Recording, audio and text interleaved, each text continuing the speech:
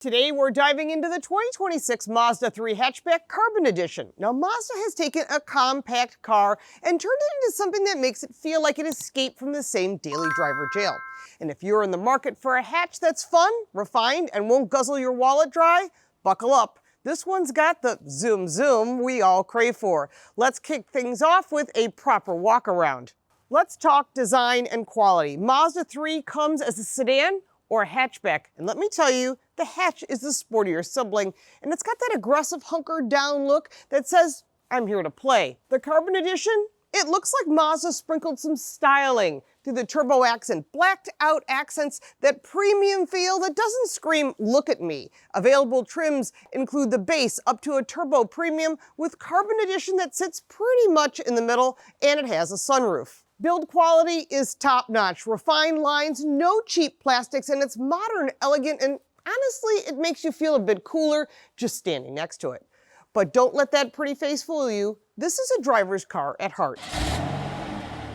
Under the hood, you've got two engine choices. The base 186 horsepower, 2.5-liter four-cylinder engine that sips 27 miles to the gallon in the city and 36 on the highway. Or, in our Carbon Edition, the turbocharged 2.5-liter beast pumping out 250 horsepower on premium fuel, 26 miles to the gallon in the city, 34 on the highway in all-wheel drive style.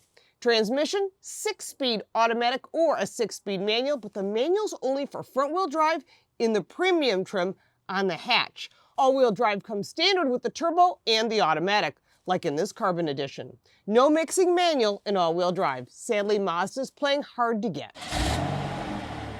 Warranty is a solid 3 years, 36,000 miles, and there is no scheduled maintenance. It's efficient, it's punchy, and it's ready to rumble.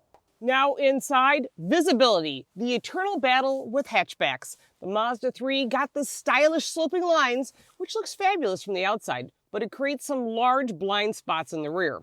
Rear visibility, it's a bit limited, but fear not, the mirrors are spot on, and with the available 360-degree camera, you'll feel like you've got eyes in the back of your head. Up front, it's clear as day. The windshield is massive, and the A-pillars, they're smaller than some of the rivals. Overall, it's manageable, but if you're paranoid about parking, just opt for those parking sensors. Seating for 5 in the front driver's seat is a sporty chair, supportive, heated, and ready for those long hauls. The Carbon Edition keeps it comfy without going overboard. Now the second row, legroom's a tad tight, but hey, it's a compact car, not a limo. And there's very little difference between the sedan and the hatch. In backseat space, it's acceptable for adults on short trips. For kids, however, they're gonna love it back here. Fold down these seats and you've got versatility. Not just the roomiest in the class, but it won't cramp your style, unless you're carting around basketball players. Tech, well, a standard 8.8-inch touchscreen or upgrade to that 10.3-inch beast for that cinema feel. No actual touchscreen functionality. That frustrates me. While driving, well, mind you, Mazda's gone old school. They still like the knob controller, which is brilliant for keeping your eyes on the road and your hands on the wheel, but frustrating if you're used to poking screens like a smartphone addict. Bluetooth, standard, wired Apple CarPlay and Android Auto too, but go optional with wireless because who wants cables tangling up the fun? The Carbon Edition throws in a wireless phone interface for good measure. Audio, 8-speaker standard, or splurge for that 12-speaker Bose for better sound. It's all intuitive, it's all modern, but remember, Apple and Android integration only works in park with some features. Mazda's saying, safety first, streaming second. Safety is a critical factor no matter what vehicle you own. Safety because who wants the excitement without a safety net?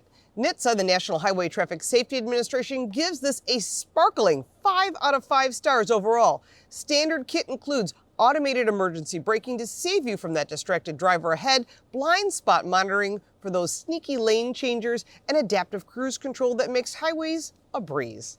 Optional extras, a 360-degree camera system, which I highly recommend, and front and rear parking sensors, perfect for urban warriors. Cargo space, 13 cubic feet behind the seats, not massive, but fold them down and you've got a hatch magic for weekend getaways, practical for groceries and not so much for moving a house. Across the back, you've got a very cool sloping back end, and this wiper blade would be really nice if it was tucked up underneath the wing just to protect it so it doesn't get hooked on things, but this is a great looking car all the way around. Now this is the part you've all been waiting for, the driving portion. First thing is you're going to find the seats are nice and comfortable, which I think is important, especially for a long drive. But what you're going to like about this vehicle is the gigantic visibility. Like I was saying, when you sit in the car, you can tell you're going to be able to see the road without any issues. And in a normal mode, it's got pretty good pickup. Put it into sport mode, and that changes all the shift points, which makes this a lot more fun to drive. You can shut off that sport mode. It's a little lever to the left of the shifter, and it is a traditional shifter, which I really appreciate. Let me get off this rough road here and try and get to some corners. In normal mode, very nice acceleration from the apex of the corner. I think that's really important. You don't realize it until you drive this thing every single day, and then suddenly you're like, this car is more than capable for what you need. And again, back to that value base, that's where people are going, I like this car, and that's why they sell a lot of Mazda 3s. The steering is natural. It hugs corners really nicely, sort of like a long-lost friend. The safety features, well, they keep notifying you in front of you. You can shut them off if you wish. Lane departure, forward collision warning, all of those things to keep you safer on the road. Again, that's why it has 5-star crash test rating. The one thing I like about the ride is it's more refined, and it doesn't have that numb feeling that some of the competitors have. 250 horsepower launches it at a pretty good rate. It's not a race car, it's not meant to be, but it is fun to drive. It comes front-wheel drive or all-wheel drive. And if you're driving in cold, wet conditions like we have here in the Northeast or the upper half of the country, that's where all-wheel drive truly shines. And it makes you want to have it, because without it, you might find yourself in trouble. Front-wheel drive or all-wheel drive. In this Carbon edition, it comes all-wheel drive, which is great for wet conditions, and when it gets cold in the upper half of the country, this is where you're going to get grip. The one thing I like about the Mazda 3, it has a composed ride. You know what you're getting. It's great on the highways, easy to control, and if you take it through the curves, you're going to have a lot of fun. Mazda really understands their old phrase of zoom zoom, and they've applied that maybe quietly into some of the newer products. The automatic transmission, easy to use. Manual transmission, there's nothing like 3 pedals, but at least you have the option, although you're going to be forced into one trim level. Remember, there's a lot of competition in this category. Even though many people have purchased SUVs, the car category is still very competitive. All of our car reviews are here on Car Smarts, and all of our car news is on Car Coach Reports. And don't forget to check out our new radio show, The Drive, with Lauren and Carl, AM, FM, and of course, on the internet. Let's now talk about the price, the competitors, and my pros and cons.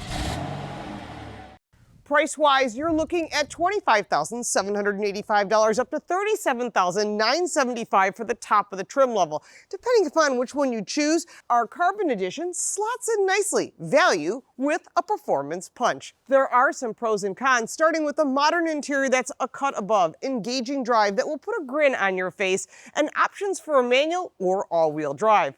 On the negative side, the manual is limited to one setup, and those blind spots in the hatch, kind of disappointing, but if you want the cool look, you have to do that.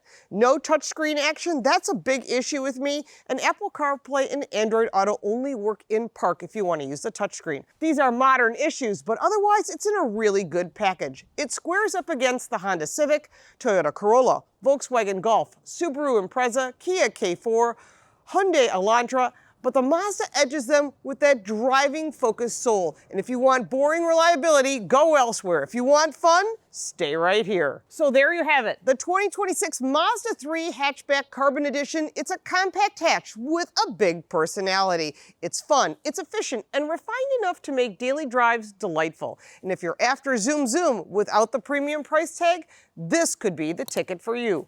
If you have any additional comments about the 2026 Mazda 3, put it down in the comments below. If you'd like to support our channel, you can buy me a cup of coffee. The links for that are in the description, as well as all my social media. I'm LaurenFix. Thanks so much for watching.